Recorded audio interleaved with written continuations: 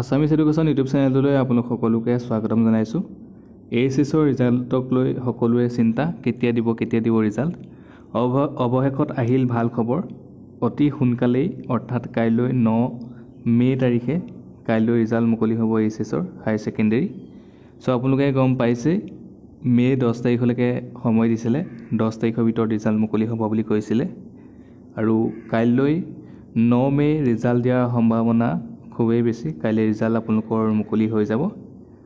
আপোনালোকে ৰাতি নাইবা যোনদিনাখনি কাইলৈ ৰাতিপুৱা অফিচিয়েল কনফাৰ্মেশ্যন ন'টিচ পাই যাব।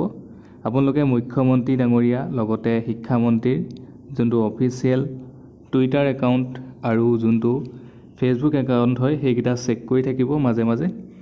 তাতে আপোনালোকে আপোনালোকৰ ৰিজাল্টৰ ন'টিফিকেশ্যন পাই যাব। লগতে যোনবিলাক অফিচিয়েল ৱেবছাইট আছে সেই ৱেবছাইটবিলাকত আপোনালোকে চেক কৰি থাকিব। আজি হৈছে 8 মে'। আজি ৰিজাল্ট মুকলি নোহোৱাৰ কাৰণটো হৈছে কালি 7 মে' ইলেকশ্যন আছিলে, আপোনালোকে গম পাইছেই। আজি হলিডে আছিলে, আজি হলিডে কাৰণে ৰিজাল্টটো মুকলি নহ'লে। যিহেতু 10 মে'লৈকে টাইম দিছে, 10 মে'ৰ ভিতৰত ৰিজাল্ট মুকলি হ'ব বুলি কৈছে, কিন্তু কাইলৈ ৰিজাল্ট দিয়াৰ সম্ভাৱনা খুবেই বেছি। আৰু কাইলৈ নিদিলে কিন্তু পৰহিলৈ দিবই, সেইটো চিয়'ৰ।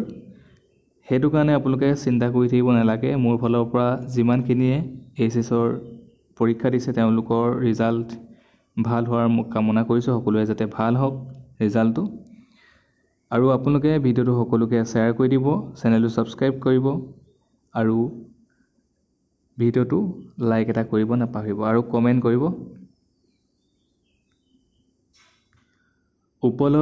যোনটো উপলব্ধ এপ আছে সেই এপটোত আচলতে এতিয়া এনেকৈ দেখাই আছে টু বি এনাউন্স চুন বুলি দেখাই আছে, কিন্তু অলপ দিনৰ আগলৈকে ইয়াতে টু বি এনাউন্স অন 10 মে' এনেকৈ দেখাই আছিলে।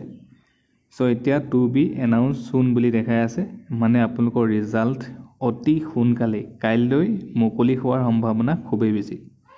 কাইলৈ ঘোষণা হ'ব লাগে ৰিজাল্ট, ঠিক আছে। সকলোকে ভিডিঅ'টো এতিয়া শ্বেয়াৰ কৰি দিয়ক আপোনালোকে। চ' আজিৰ ভিডিঅ'ত ইমানখিনিয়ে আছিলে। আপোনালোকে যদি আকৌ এবাৰ কৈছোঁ চেনেলটো ছাবস্ক্ৰাইব কৰি দিয়ক। কেতিয়াও যদি ছাবস্ক্ৰাইব কৰা নাই সকলোৱে ছাবস্ক্ৰাইব কৰক। ধন্যবাদ।